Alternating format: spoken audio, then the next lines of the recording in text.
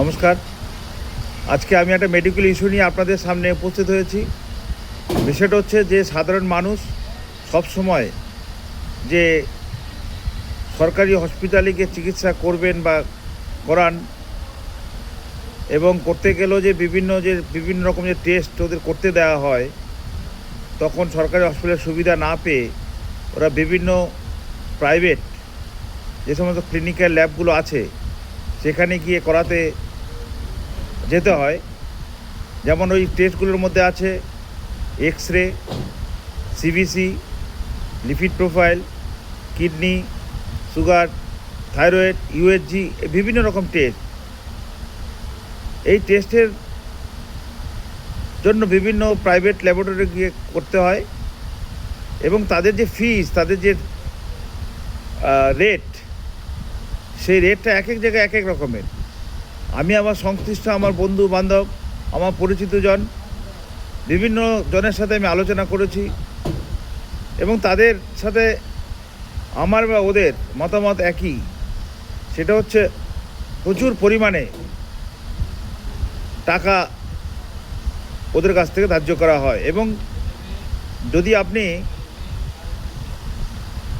X ray এটা আপনি এক জায়গায় করলেন, সেম এক্স রে যদি আরেক জায়গায় করান তো রেটের ফারাক অনেক।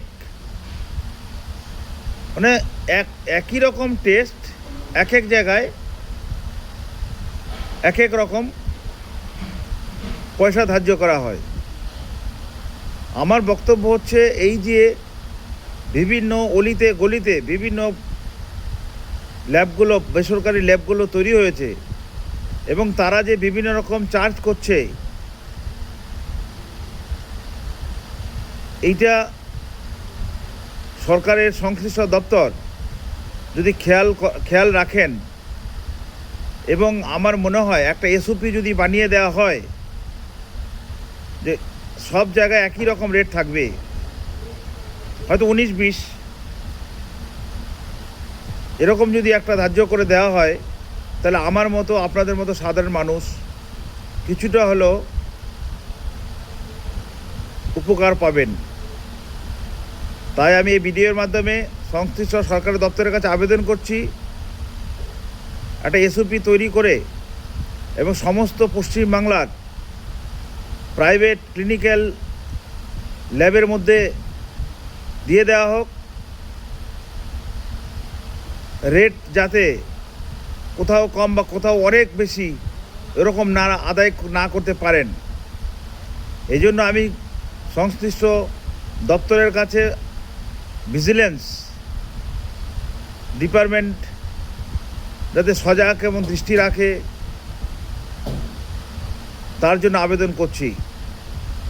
আশা করি আপনারা আমার মূল বিষয়টা বুঝতে পেরেছেন, এবং ভিডিওটি এত শেয়ার করে দিন যাতে সংশ্লিষ্ট গভর্নমেন্টের দপ্তরে আধিকারিক কাছে পৌঁছায়, এবং তারা যেন এই বিষয়টা নিয়ে সাধারণ মানুষের উপকারে একটা নির্দিষ্ট গাইডলাইন বানিয়ে সার্কুলার হিসাবে সেটা বিভিন্ন ক্লিনিক্যাল ল্যাবের মধ্যে ছড়িয়ে দেয়। এই আবেদন, আশা রেখে আমি শেষ করলাম। ধন্যবাদ।